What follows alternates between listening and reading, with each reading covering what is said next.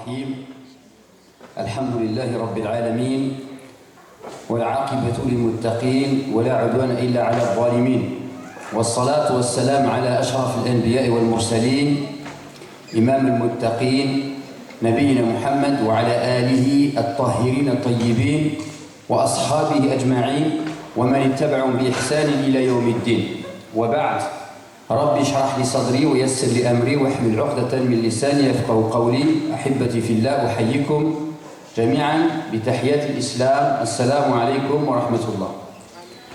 Donc je suis ravi d'être parmi vous. Je suis un peu gêné par deux choses. La présentation d'ailleurs, d'abord en premier lieu. Parce que c'est vrai que quand on se présente comme ça, etc., on a l'impression avec tous les titres que on est des montagnes, alors qu'en réalité je suis juste président d'une toute petite association qui a une mosquée, qui a un tout petit pavillon.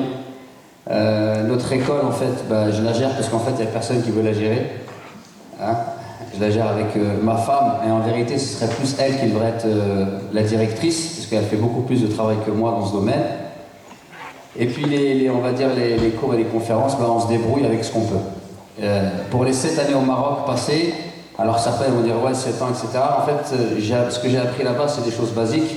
J'ai appris à dormir par terre, à manger pas beaucoup. Et la première chose que j'ai appris quand je suis allé au Maroc, j'ai appris à m'asseoir à l'école coranique pendant 1 heure sans bouger. Parce que quand je venais de France, j'arrivais pas à faire ça.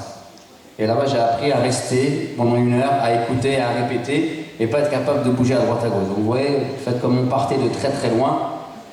Les 7 ans au Maroc, ça n'a pas fait de nous des spécialistes de la charia, mais ça nous a amené juste à, on va dire, c'est ce que je dis souvent, je me suis blédardisé, mais dans le bon sens. La deuxième chose, c'est que c'est difficile de passer après la première conférence de mon frère Mohamed François, parce qu'il a parlé avec son cœur, et la personne qui parle avec son cœur, en fait, ça touche le cœur. D'accord ? Et en réalité, j'étais en train de l'écouter tout à l'heure et j'étais en train de réfléchir et je me suis dit, avec ce qu'il a dit, en vérité, si on écoute ce qu'il a dit, parce qu'il a parlé avec son cœur, et il y a 2 avantages dans ses propos, c'est qu'il a dit des choses simples que tout le monde peut comprendre. Il n'a pas développé des choses hyper complexes, mais finalement en cela il a suivi le prophète, parce que le prophète quand il parlait tout le monde pouvait le comprendre. Mais en même temps, il a eu l'intelligence de parler de ce qui est essentiel. Il a parlé de sincérité, d'humilité, de pardon, on va dire d'amour et de souci de l'autre, notamment du rapport de celui qui pense qu'il est pieux par rapport à celui qui est pécheur.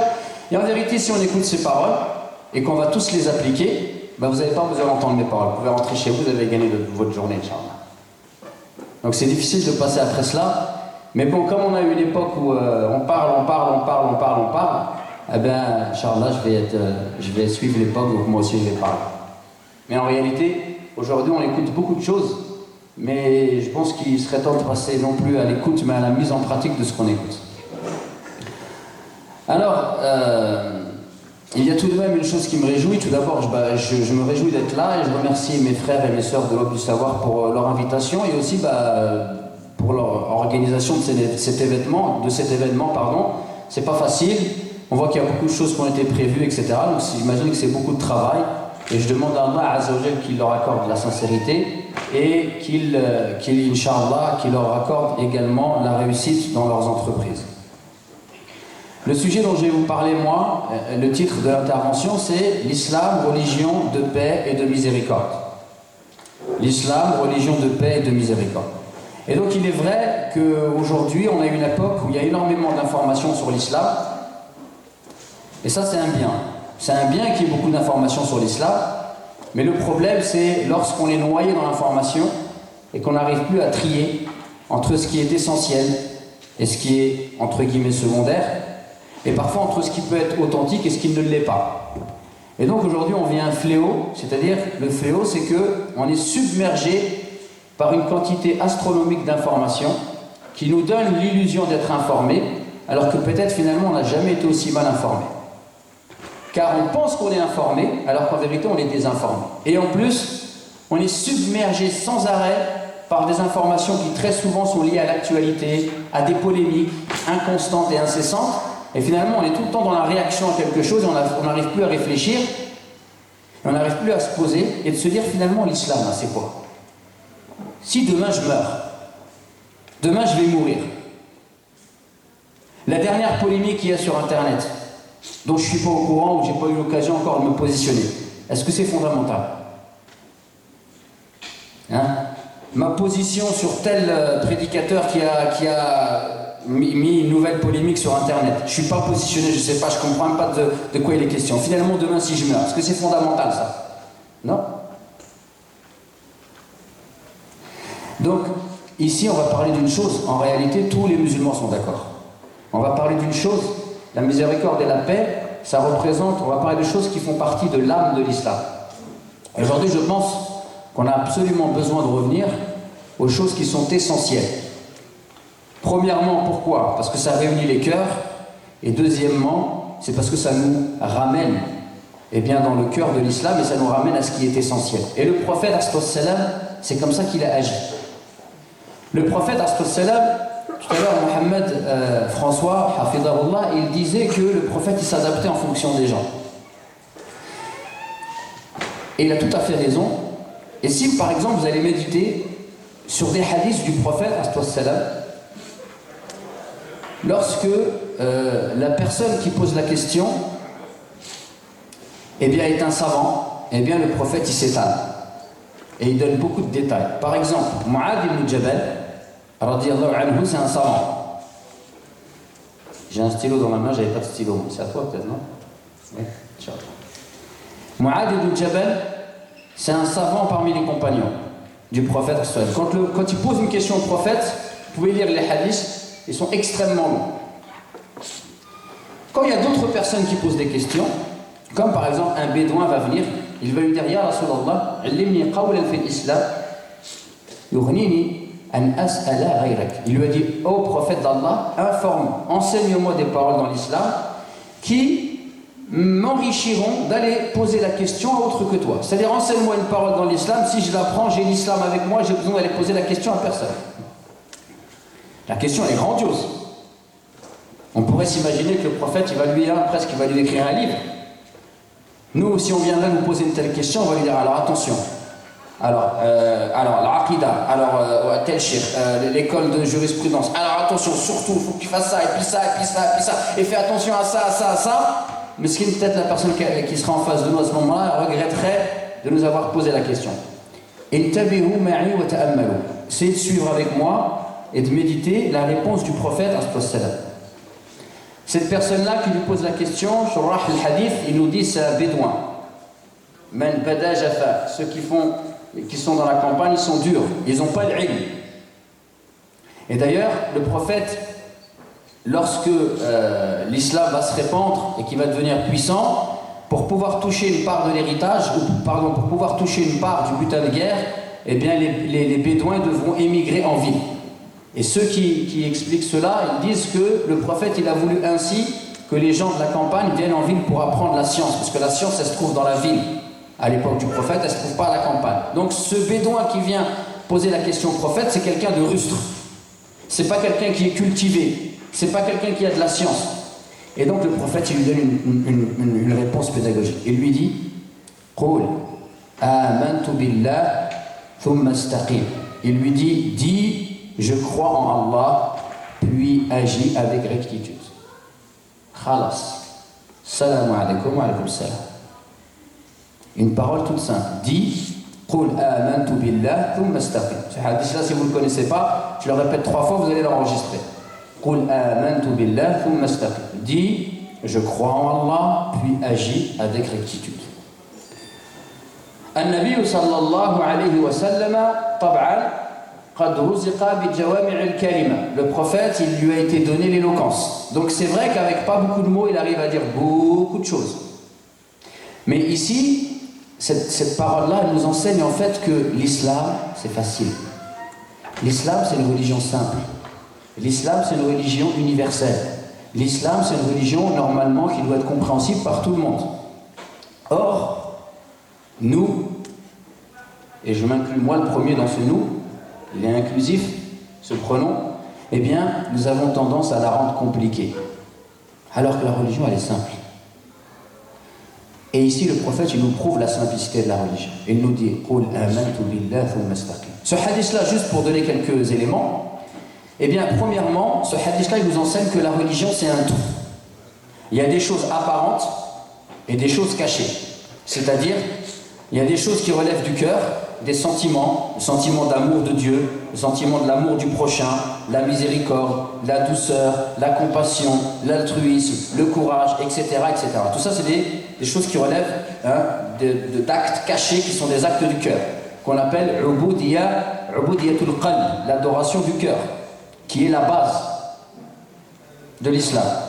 Et ensuite, bien évidemment, cette religion elle a des actes extérieurs. Il lui a dit, le prophète, dis, je crois en Allah. Tu ne peux dire, je crois en Allah, que si, bien évidemment, dans ton cœur, tu as cette conviction, puis agis avec rectitude. C'est-à-dire, une fois que tu crois en Dieu, et que tu crois aux principes universels de la religion, eh bien, agis avec rectitude, c'est-à-dire, essaye de les mettre en pratique. La rectitude ici, c'est-à-dire de la meilleure des façons possibles.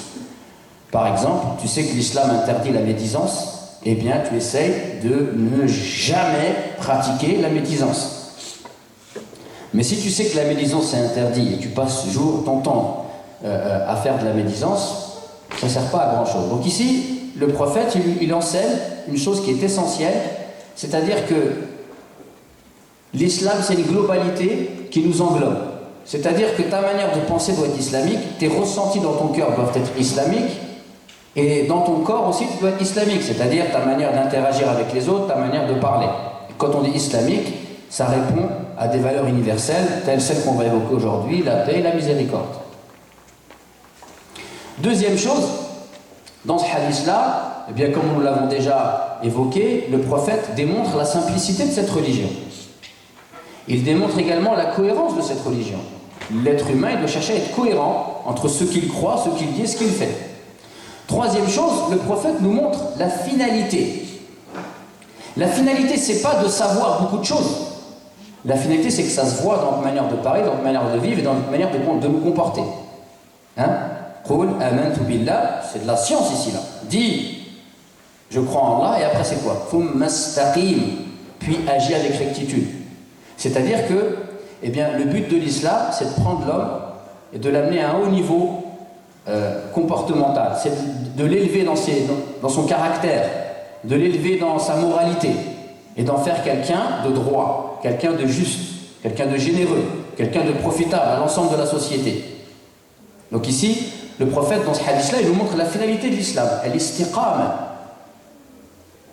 Et ici, je m'arrêterai là pour le hadith, le prophète nous enseigne une des règles de l'éducation. Qa'ida min qawa'id al-tarbiyya. Une éducation parmi les règles de l'éducation, c'est que le prophète dit je crois en Allah, et après il emploie un mot en arabe, thumma, wa hadhihi al-kalima tadullu ala tartib. Il emploie un mot qui signifie l'ordre. C'est-à-dire tu dis je crois en Allah, puis tu agis avec rectitude. Et cette règle de l'éducation, c'est quoi? C'est que le but du jeu, c'est pas de s'enfermer dans sa bibliothèque ou sur Internet à accumuler beaucoup de connaissances. Le but, c'est j'acquiers une connaissance et je la mets en pratique. J'acquiers une connaissance et je la mets en pratique. Je l'acquiers une connaissance et je la mets en pratique. Et c'est comme ça qu'on s'éduque. Mais si on commence à accumuler énormément d'informations, mais on ne passe jamais à l'acte, alors là, c'est une catastrophe. Car, eh bien, on apprend des choses et en fait, on en fait le contraire. On apprend qu'il faut être juste, qu'il faut être, humble, qu'il faut être généreux. Et finalement, dans notre vie, on fait le contraire. L'imam al-Bukhari, c'est combien de hadiths dans son sahih? Vous savez? Combien de hadiths dans le sahih de Bukhari, à peu près? Allez, on fait un jeu avec des chiffres. Combien? 7563. Non, 7564. Mais bon, alhamdoulilah, très bien. Barakallah alik. 7564. L'imam Muslim, combien dans son sahih? À peu près la même chose. Le Musnad de l'imam Ahmed, c'est combien de hadiths? Plus de 26 000. Donc le Musnad de l'imam Ahmed, il y a beaucoup plus de hadiths. Ça ne veut pas dire qu'il est mieux que les autres, c'est pas ce que je suis en train de dire, mais je vais vous montrer la quantité de hadiths que l'imam Ahmed a ramené dans son Musnad, dans son recueil de hadiths qui est classifié par les Asanid. Lui, dans son livre, l'imam Ahmed, c'est pas comme le Bukhari et Muslim où il y a des chapitres, l'odo, etc., la prière, le jeûne. lui, l'imam Ahmed, il ramène Ibn Abbas et il ramène tous les hadiths qui sont ramenés par Ibn Abbas. Il les a classés par chaîne de transmission, c'est pour ça qu'on appelle ça Al-Musnad. Ça vient de l'Isnad. Donc 26 000 hadiths, c'est énorme. Et les gens ils lui ont demandé, parce qu'il était réputé pour avoir une mémoire phénoménale, ils lui ont dit comment tu fais pour retenir tous ces hadiths? Il leur a dit c'est simple, dès que j'en apprends un, je le mets en pratique, comme ça je suis sûr de ne pas l'oublier. Dès que j'apprends un hadith, je le mets en pratique, comme ça je suis sûr de ne pas l'oublier. Donc voilà ce hadith, mes chers frères et mes chères sœurs, eh bien il démontre finalement l'islam, une religion qui se veut simple, qui se veut complète, globale, c'est-à-dire c'est à la fois des croyances, c'est à la fois un savoir, mais c'est à la fois aussi un pragmatisme, c'est assez terre à terre, c'est aussi une mise en pratique. C'est une religion qui a une finalité très claire, c'est-à-dire prendre l'homme et l'élever, l'éduquer, l'élever intellectuellement, spirituellement. Et aujourd'hui, on a besoin de revenir à ça. On a besoin de revenir à ces fondations qui représentent notre religion. Et la miséricorde, Dieu sait ô combien, eh bien c'est une fondation de cette religion. Et la paix également. Tout d'abord, Allah Azza wa Jalla, il a des noms. Et parmi ces noms les plus importants, Ar-Rahman. Et il a un nom aussi, As-Salam. Et d'ailleurs, il y a même une invocation qu'on fait, Allahumma anta as-salam wa minka as-salam. Oh Allah, tu es la paix et de toi vient la paix. Donc le musulman, ces notions de miséricorde et de paix, c'est des notions par lesquelles on est sans arrêt entouré dans notre religion. Quand on fait la prière, eh bien, on va faire ces invocations, on va demander la paix, on va demander la guidée. Quand on fait la prière, eh bien, on va réciter le Coran. Quand on va réciter le Coran, on va dire Bismillahirrahmanirrahim. Au nom d'Allah, le tout miséricordieux, le très miséricordieux. On va réciter après Surat al-Fatiha. Surat al-Fatiha, qui est un des piliers de la prière. Et on va dire Ar-Rahman Ar-Rahim, le très miséricordieux, le tout miséricordieux. Donc, le musulman, il est, il est nourri à cette miséricorde et à cette paix dans son adoration, dans son culte, dans la connaissance qu'il a de son Seigneur. Puisque son Seigneur, il s'est qualifié par ses caractéristiques de la miséricorde et de la paix. Et dans le culte que nous pratiquons, bien, on voit que c'est très présent. Et notre religion qui s'appelle Islam, eh bien, en termes du point de vue linguistique, la lettre Sin, Lam et Mim, même si vous les inversez, ça indique la notion de paix et ça indique également la notion de soumission. Et c'est pour ça que très souvent, quand les gens donnent une présentation de l'islam, ils ont toujours tendance à pencher d'un côté ou d'un autre. Certains, vous allez leur dire l'islam, ils vont dire l'islam, c'est l'istislam, lillah, bit-tawhid, wa l'inqiyad lahu bit-ta'a, wal bara'atu min ash-shirk. Il va dire l'islam, c'est la soumission à Dieu, et c'est l'obéissance à Dieu, et le fait de se désavouer du polythéisme et de ses adeptes. Donc lui, voilà, il est chaud là, il se rôle. Et d'autres, ils vont venir, ils vont dire non, l'islam, c'est la paix. Ouvre ton cœur à ton prochain, d'accord? Donc chacun, en fait, a toujours envie de donner une définition de l'islam en fonction de ses passions. Non, l'islam, c'est vrai que c'est la soumission. Et l'islam, c'est vrai que c'est la paix. L'islam, c'est atteindre la paix par la soumission à Dieu. L'islam, c'est atteindre la paix intérieure et la paix dans la société par la soumission à Dieu. Car l'islam nous enseigne que l'homme est un être relatif. Il est forcément soumis à quelque chose. Il est soumis à une idéologie, il est soumis au regard d'autrui, il est soumis à Satan, il est soumis à ses passions, il est soumis à un gourou. L'être humain, il sera forcément soumis à quelque chose. Il est soumis au modèle consumériste, qui est finalement une religion, qui nous amène à courir pour pouvoir acheter des choses dont on n'a pas besoin, avec de l'argent qu'on n'a pas, pour plaire à des gens qui ne nous aiment pas. Donc on est forcément soumis à quelque chose. Et l'être humain, en fait, il considère que lorsqu'il se soumet à son créateur, eh bien en vérité, il se libère de la soumission aux créatures. Car son créateur, eh bien, il va lui ordonner que ce qui est bon pour lui. Et il va lui interdire que ce qui est mauvais pour lui. Il va lui donner un sens et une direction à suivre. Et par conséquent, lorsque je me soumets, et que c'est une soumission consentie, eh bien, j'atteins la paix. Pourquoi? Parce que je me suis libéré de la soumission aux créatures. Et le plus grand bienfait de l'islam, c'est qu'il est venu libérer les gens de la soumission aux créatures. Donc ces notions de paix et de miséricorde, elles sont extrêmement présentes en islam. Il y a notamment, par rapport justement à ce qui relève du péché, l'être humain c'est un pécheur. Il y a un hadith du prophète qui nous dit, qui est très connu, que tous les fils d'Adam sont des pécheurs. Donc ça fait partie de notre nature que de faire des péchés. Alors cela ne doit pas nous amener à justifier nos péchés, mais cela doit nous amener à comprendre qu'on doit essayer de faire un travail intérieur pour diminuer ces péchés, et puis lorsque nous prenons conscience de nos péchés, nous amener à nous repentir sincèrement. Et Allah Azza wa Jal nous dit, et je vous invite à méditer ce verset lorsqu'il interpelle les pécheurs. Allah, dans un verset, il interpelle ceux qui lui désobéissent. Et il dit « Qul ya ibadiya alladhina asrafu ala anfusihim, la taqnatu min rahmatillah, inna Allah yaghfiru ad-dunuba jami'a, innahu huwa al-ghafur rahim. » Ô vous, dis, donc Allah il dit à son prophète, dis, ô vous mes serviteurs, qui avez commis des excès, c'est-à-dire des péchés, à votre propre détriment, ne désespérez pas de la miséricorde d'Allah. Car Allah pardonne tous les péchés. Il est certes le tout miséricordieux, le grand pardonneur. Donc ici, Allah il s'adresse à ceux qui ont péché et il demande à leur prophète de leur dire ne désespérez pas. Il leur interdit le fait de désespérer de sa miséricorde. Car celui qui désespère de la miséricorde d'Allah, eh bien c'est une personne qui ne connaît pas son Seigneur. Wa rahmati wasi'at kulla shay. Ma miséricorde embrasse toute chose, nous dit Allah subhanahu wa ta'ala. Il y a une histoire avec Abu Huraira radiyallahu anhu. Abu Huraira radiyallahu anhu, il est parti un jour avec le prophète faire la prière dans une mosquée à Médine.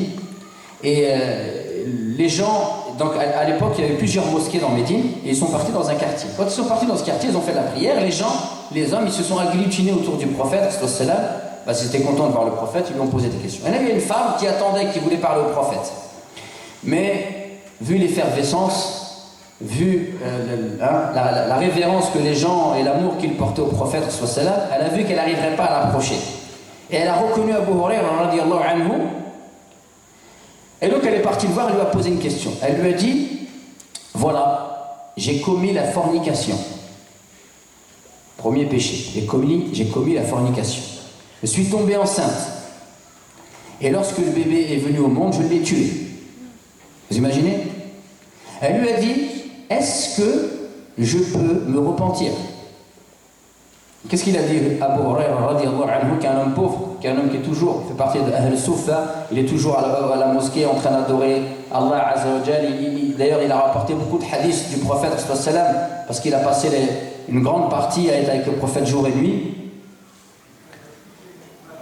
Qu'est-ce qu'il va dire à cette femme? Il va dire non, tu ne peux pas te repentir. Tu es perdu. Cette femme, elle va entendre cette parole, elle va s'évanouir. Et Abu Huraira radiyallahu anhu, il va repartir. Quand il va repartir sur le chemin, il va commencer à réfléchir. Il va se dire, A'oudou billah. Moi, on me pose une question en présence du prophète, et je me permets de répondre. C'est pas une bonne chose. Donc le lendemain matin, à la prière du Fajr, il va faire la prière du Fajr avec le prophète, et la première chose qu'il va faire lorsqu'il va terminer la prière, il va s'approcher du prophète et il va lui dire, Ya Rasulallah, il va dire au prophète, voilà, hier il y a une femme qui m'a dit qu'elle avait qu'elle avait commis la fornication, qu'elle était tombée enceinte et qu'elle avait tué le bébé. Elle m'a demandé si elle pouvait se repentir, et je lui ai dit qu'elle était perdue. Et là le prophète va lui dire, c'est toi qui es perdu, Ya Abu Huraira. Il lui dit, c'est toi qui es perdu. Et il va lui réciter un passage de Surat Al-Furqan, la Surat 25. Ces versets-là, vous pouvez les trouver dans la Surat 25. Dans la Surat 25, il y a un passage où Allah Azza wa Jal parle de Alladina yad'una ma'a Allah ilahan akhar. Il parle de ceux qui invoquent avec Allah d'autres divinités. Il parle de Walladina yaqtuluna an-nafsa allati harrama Allah. Il parle de ceux qui ont tué injustement une âme qu'Allah a interdit de tuer. D'accord? Et il parle de Walladina yasnoun. Il parle de ceux qui commettent la fornication. Et il dit donc, ce sont des péchés, que Allah il va les châtier. Mais après, il faut toujours lire jusqu'au bout, Allah dit, que dit-il? Il dit, vous connaissez les versets? إِلَّا مَنْ تَابَ وَآمَنَ وَعَمِلَ عَمِلًا صَالِحًا فَأُولَٰئِكَ يُبَدِّلُ اللَّهُ سَيِّئَاتِهِمْ حَسَنَاتٍ. Allah il dit, sauf إِلَّا مَنْ تَابَ, sauf ceux qui se repentent, وَآمَنَ, qui croient, qui font des bonnes œuvres. Ceux-là, non seulement Allah il va leur pardonner, mais il dit ceux-là, Allah il va changer leurs mauvaises actions en bonnes actions. فَأُولَٰئِكَ يُبَدِّلُ اللَّهُ سَيِّئَاتِهِمْ حَسَنَاتٍ. Allah, et ceux-là, il va changer leurs mauvaises actions en bonnes actions. Et là, lorsque Abu Huraira radiyallahu anhu il va entendre cela, toute la journée il va chercher après cette dame, il ne la retrouvera que le soir. Et tellement il aura couru dans les rues de Médine que les enfants de Médine vont dire Abu Huraira est devenu fou. Il courait dans les rues, il dit où est la dame qui m'a posé la question hier soir? Où est la dame qui m'a posé la question, etc. Et il ira voir cette dame et il lui dira non, tu peux te repentir. Il va lui réciter ces versets. Et vous savez ce qu'elle va faire cette dame? Eh bien, elle avait un jardin qu'elle va donner en aumône pour les pauvres. Parce que illa man taab wa amana wa amila amalan salihan, et qui fait une bonne œuvre. Et donc tout de suite, elle va se repentir, elle est croyante et elle va donner en aumône un jardin. Donc voilà, ça c'est ce qui est pour de la miséricorde. C'est une évidence pour toute personne qui lit le Coran, qui lit les hadiths du prophète, eh bien cette miséricorde, elle saute aux yeux. En ce qui concerne la paix, là par contre on a quelques paroles à dire, puisque aujourd'hui on présente l'islam comme une religion de guerre, une religion belliqueuse, une religion expansionniste, une religion qui cherche à aller conquérir de nouveaux territoires, de forcer les gens à prendre l'islam, sinon c'est la mort. Aussi, on présente l'histoire des musulmans comme étant une histoire de guerre et de sang, d'accord? Et il s'avère que, hélas, eh bien ces idées sont tellement répandues que certains musulmans pensent cela. Alors il suffit justement de venir au Coran. Donc effectivement, le Coran, c'est un livre qui parle de guerre. Le Coran, c'est un livre qui parle de guerre. Mais il nous explique que Allah Azza wa Jal, il nous parle de guerre. Pourquoi? Parce qu'il sait que ça fait partie de la nature humaine que de pouvoir rentrer en conflit. Donc lorsque l'islam parle de guerre, il ne parle pas de guerre pour faire l'apologie de la guerre, mais il parle de la guerre pour lui donner un cadre. Et il dit effectivement, il y a des cas, si vous êtes agressé, si on vous oppresse, eh bien si on veut vous asservir, eh bien vous pouvez lutter pour vous défendre. Mais par contre, il y a une éthique. L'interdiction de tuer les civils, les femmes, les enfants, les moines, de couper les arbres, etc., etc. Et également, l'islam nous explique que la guerre, elle est simplement là que pour faire un équilibre.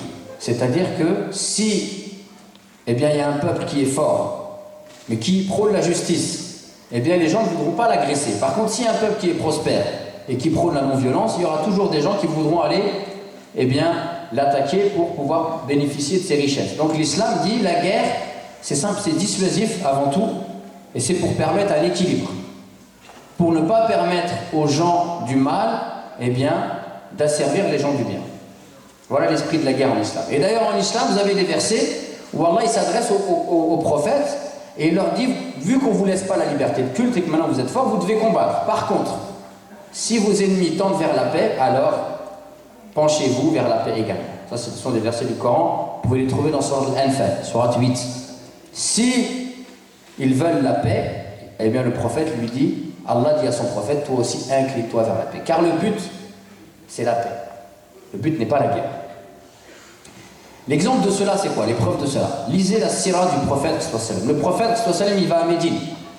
Quand il arrive à Médine, il est en état de force. Puisqu'il y a deux tribus arabes, la tribu des Aws et des Khazraj, qui se déchiraient entre elles, et par leur conversion à l'islam, eh bien Allah il va pactiser et fraterniser avec eux. Donc quand il arrive à Médine, le prophète, c'est un chef d'État qui est en état de force, qui est en position de force. Qu'est-ce qu'il fait le prophète? Est-ce qu'il veut la guerre? Et notamment il y a des juifs. Médine c'est une société multiculturelle. Donc il peut très bien rentrer à Médine et faire la guerre aux Juifs et les exterminer. Mais ce n'est pas l'objectif de l'islam. Le prophète, et je vous renvoie à des livres, je vous renvoie au Nectar cacheté, je vous renvoie à un excellent livre du professeur Hamidullah, celui qui a traduit le Coran, qui est en français, qui vient de l'Arabie Saoudite. Il a traduit ce Coran et il a traduit la constitution des gens de Médine, qui est une constitution dans laquelle il y a à peu près une cinquantaine d'articles. Il l'a traduit, il en fait une explication. Vous pouvez le trouver, c'est des faits historiques que personne ne peut nier. Le prophète, lorsqu'il arrive à Médine, il va aller voir les Juifs et il va discuter avec eux. Et de là, c'est unique dans l'histoire de l'humanité, il va y avoir une constitution qui va émerger. On appelle ça la constitution des gens de Médine. Vous savez, un des articles, qu'est-ce qu'il dit? Cet article-là, et je vous invite à l'écouter. Un des articles dit: les Juifs et les musulmans forment une seule et même umma. Le terme umma, c'est un terme fort en islam, c'est-à-dire c'est la communauté. Et nous, on pourrait penser aujourd'hui, de par notre ignorance, que quand on dit umma, c'est simplement avec les musulmans. T'es pas musulman, t'es pas de ma umma. Eh bien non, le prophète dit: les Juifs et les musulmans forment une seule et même umma. Aux Juifs leur religion et aux musulmans leur religion. C'est-à-dire on est dans la même ville, entre guillemets, passez-moi l'expression, dans la même galère, donc on va se soutenir. Il va y avoir dans cet article des accords pour financer une armée qui devra défendre la ville de Médine si elle est attaquée par des gens de l'extérieur. Voilà mes chers frères et mes chères sœurs. L'islam il veut la paix. L'islam il veut l'équilibre et l'harmonie entre les gens. Dans Surat al-Hujurat, la Surat 13, qui est la Surat de l'Akhlaq, c'est la Surat qui représente un dustour, c'est-à-dire une constitution dans l'éthique et la moralité du croyant. Allah, dans cette sourate, il parle de la relation avec Allah, de la relation avec le prophète, de la relation avec les croyants, et il parle de la relation avec les non-croyants. Les juifs, les chrétiens, les athées, les idolâtres, tout le monde. Qu'est-ce qu'il dit?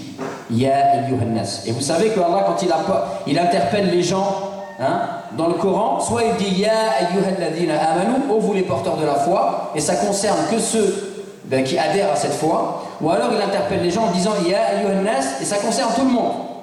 L'adorateur d'idole dans Ya ayyuhannas, il rentre dedans. L'athée, il rentre dans ce verset. Et Allah il dit Ya ayyuhannas. Ya ayyuhannas, inna khalaqnakum min dhakarin wa untha wa ja'alnakum shu'uban wa qaba'ila lita'arafu. Inna akramakum 'inda Allahi atqakum. Ici, il est dit quoi? Il est dit dans ce verset: ô vous les gens, nous vous avons créé d'un mâle et d'une femelle, Adam et Ève. Donc en fait, les êtres humains, Gérard, Robert, qui vote Front National et qui dit j'en ai marre des bouillons, eh bien même lui c'est notre frère. Parce que lui et nous, oui Gérard qui mange du saucisson, qui boit de l'alcool, qui dit j'en ai marre des bouillons, qui viennent les étrangers qui viennent manger le pain des Français, comme disait Fernand Reynaud, pour les plus anciens, eh bien celui-là c'est notre frère en l'humanité. Puisque en vérité on a le même père et la même mère. Lui, comme moi, on est des descendants d'Adam et Ève. Et l'objectif de l'islam, ce n'est pas que tout le monde soit musulman, parce que tout le monde n'a pas vocation à être musulman. C'est comme ça, Allah il a créé les gens différents. Oui, on doit appeler à l'islam, on doit montrer cette religion et faire ce qu'on est, mais est-ce que vous imaginez que tout le monde va être musulman? Tout le monde ne sera pas musulman, on le sait déjà. Par contre, l'objectif c'est quoi? L'objectif c'est d'essayer d'établir des relations qui sont basées sur le respect, sur l'harmonie et sur la bienfaisance. Allah le dit dans la suite du verset. Ya ayyuhannas inna khalaqnakum min dhakarin wa untha wa ja'alnakum shu'uban wa qaba'ila. Ô vous les hommes, nous avons créé d'un homme et d'une femme, Adam et Ève, donc vous êtes frères en l'humanité.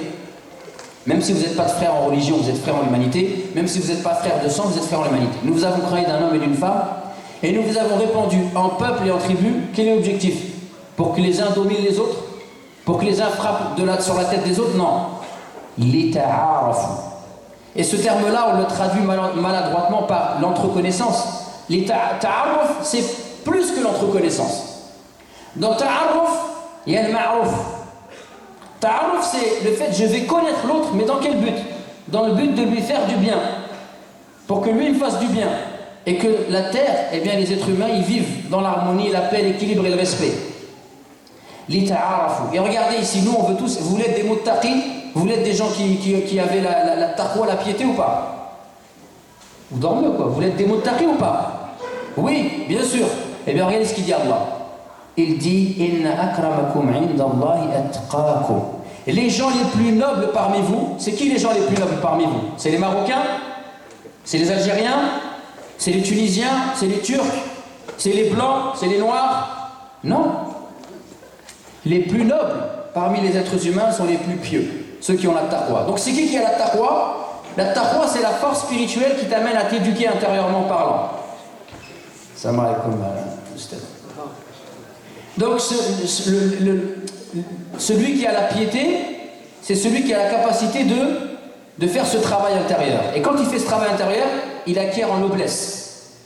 Et cette noblesse, notamment, elle se voit dans sa capacité à vivre et à interagir avec les autres créatures d'Allah dans le respect, l'harmonie et l'équilibre. Inna akramakum indallahi atqakum. Donc oui, on le dit, on persiste et on signe, l'islam c'est une religion de paix. Juste pour en revenir à Médine, le prophète quand il arrive à Médine, une des premières paroles qu'il va dire aux gens, il va leur dire Ya ayyuhan nas, ufshu salam, wa at'imu ta'am, wa sillu al-arham, wa sallu bil-layli wa an-nasu an-niyam, tadkhulu al-jannata bis-salam. Il va leur dire ô vous les gens. Donc ici, ô vous les gens, qu'est-ce qu'on a dit? C'est que les musulmans? Non, c'est qui? C'est les juifs et les chrétiens. Donc il arrive à Médine, il y a des juifs en face de lui. Et il leur dit, ô vous les gens, répandez la salutation. Nourrissez le pauvre. Entretenez les liens de parenté.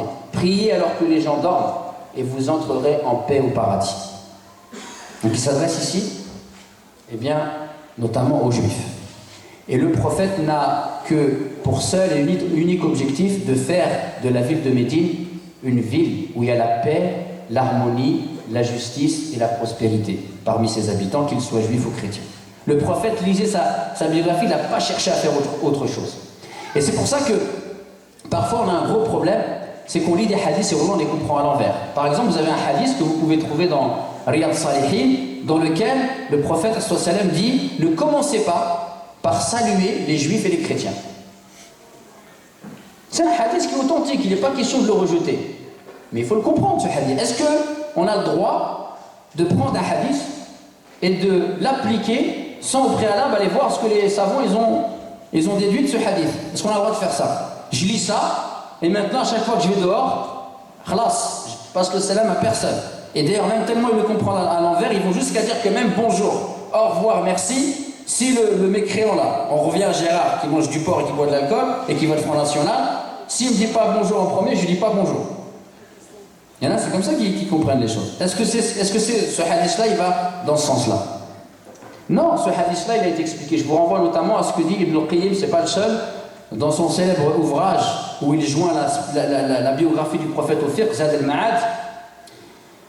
Et c'est pas le seul, il y en a qui ont été beaucoup plus loin dans l'explication de ce hadith. Ils disent que en fait, déjà, premièrement, quand on veut comprendre une situation, il faut ramener tous les hadiths qui parlent du même sujet.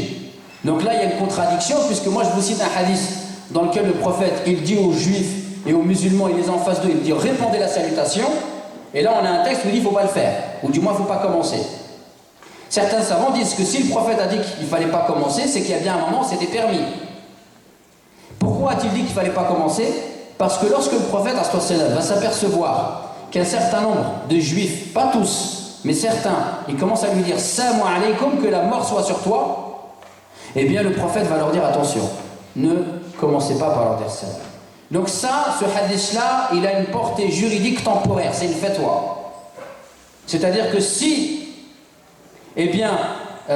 nous sommes dans une situation où il y a de l'animosité et que certains, ils insultent, alors là, le but, c'est pas de commencer à dire salam. Mais la base, l'origine de cela, c'est que dans les relations avec les non-musulmans, même le salam, il est autorisé. L'une des plus grandes preuves de cela, c'est Ibrahim, lorsqu'il parle avec son père, qui construit les idoles. Et il y a une munaqasha, il y a une discussion entre Ibrahim et le père. Et Ibrahim, il invite son père à l'islam, et il l'invite à délaisser l'adoration des idoles, et son père il est violent avec lui. Il lui dit est-ce que tu t'es écarté des idoles, de nos idoles? Et il lui dit fahjurni, écarte-toi de moi. Il est violent avec son fils. Et son fils, qu'est-ce qu'il lui dit? Il va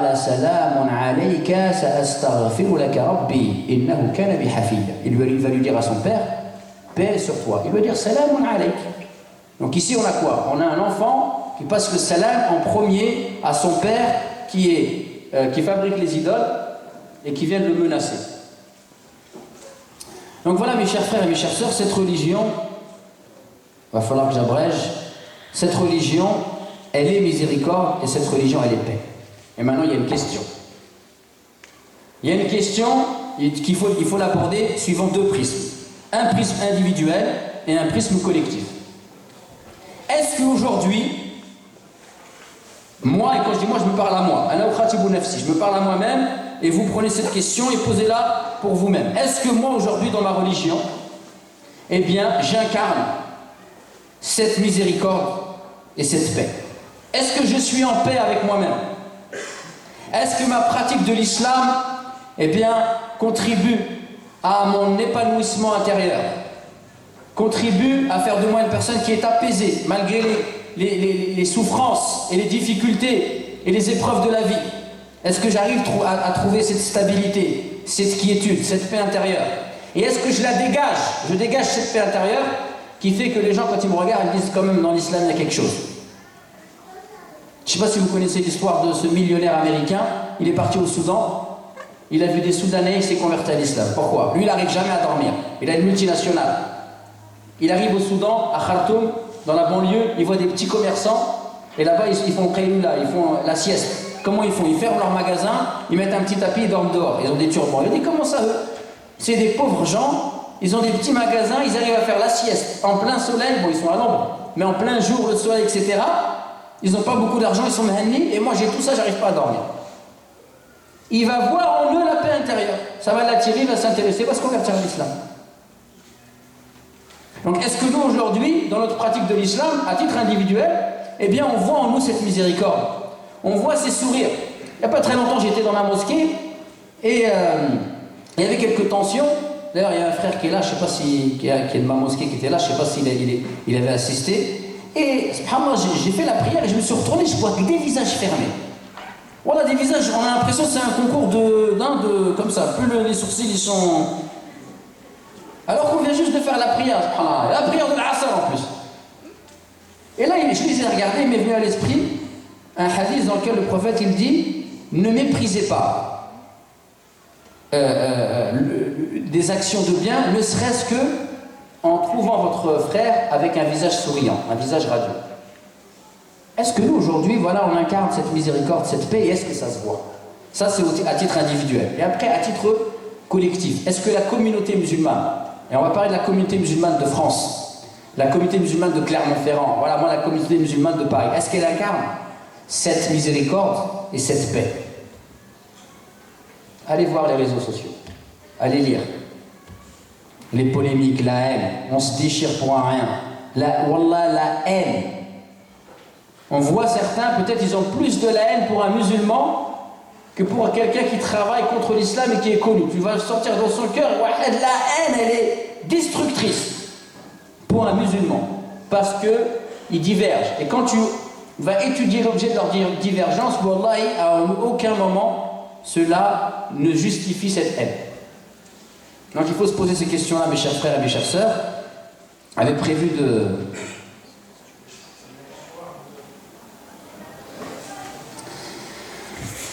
Juste pour terminer, c'est que pour revenir à cette miséricorde et à ces principes universels de l'islam, à cette paix, eh bien il faut cultiver une saine compréhension de l'islam. Il faut revenir à une compréhension de l'islam qui est basée sur l'islam en tant que fondement, en tant que principe, Il faut essayer de retrouver l'essence de l'islam. Il faut essayer de recultiver en nous cela. Et ça se passe notamment par deux éléments essentiels. Le Coran, lisez le Coran. Méditez le Coran. Lisez. Nous, en islam, les savants, ils sont très importants. Et il faut respecter les savants.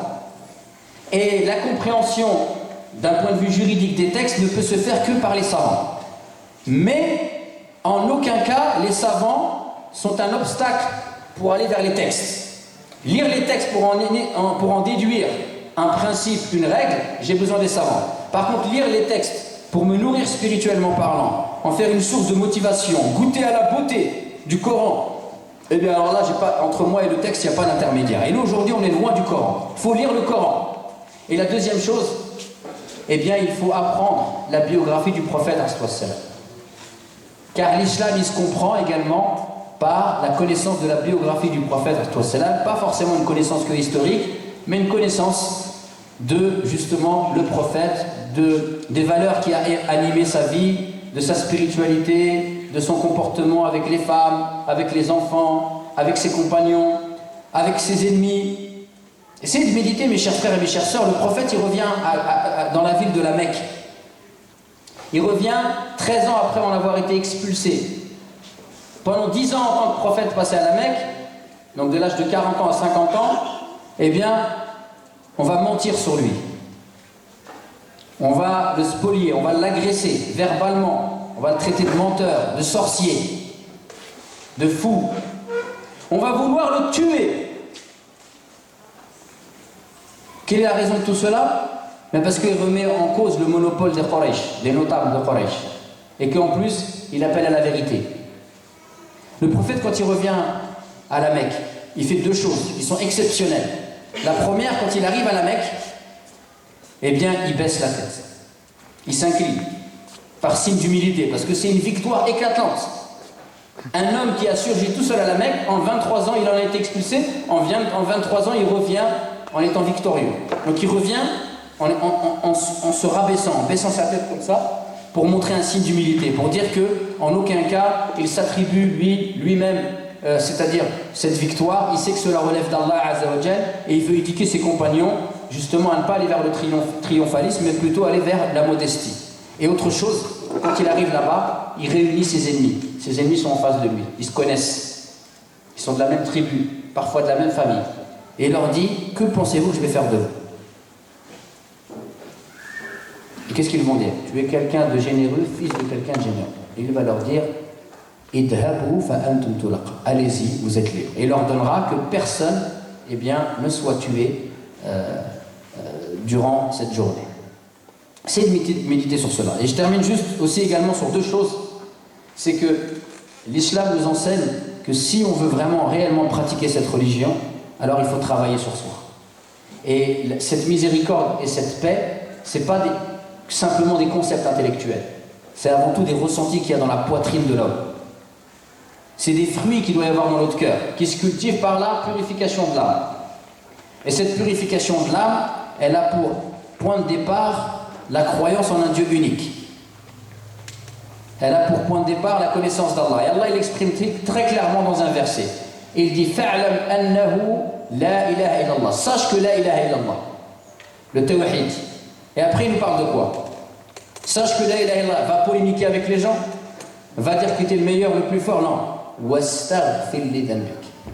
Et demande pardon pour tes péchés. Walil mu'minin wal mu'minat. Et pour les croyants et les croyantes. Regardez, le tawhid, le point de départ. Ça amène quoi? Ça amène la lumière du tawhid à m'observer en tant qu'être humain. Et à aller enlever les choses qui ne sont pas bonnes. Pour y mettre justement, eh bien, les choses qui relèvent de la lumière divine. La paix, la miséricorde, la générosité, l'altruisme, etc., etc. Et ensuite, bien, tourne-toi vers les gens. Et sème le bien. Souhaite-leur le bien. Appelle-les au bien.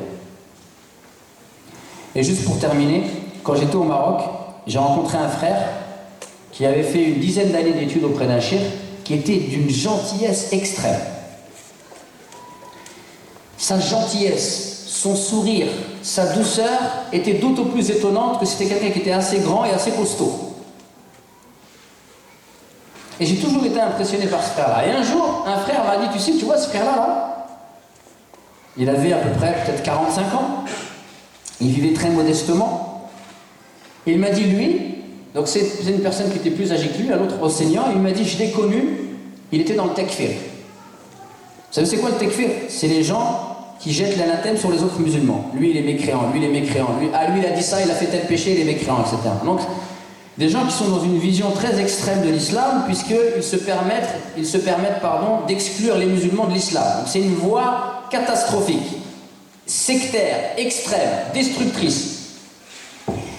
Et quand j'ai entendu ça, je me suis dit, Ajib, comment cet homme-là, d'une douceur et d'une gentillesse extrême, il a pu être comme ça? Ça ne me paraissait pas logique.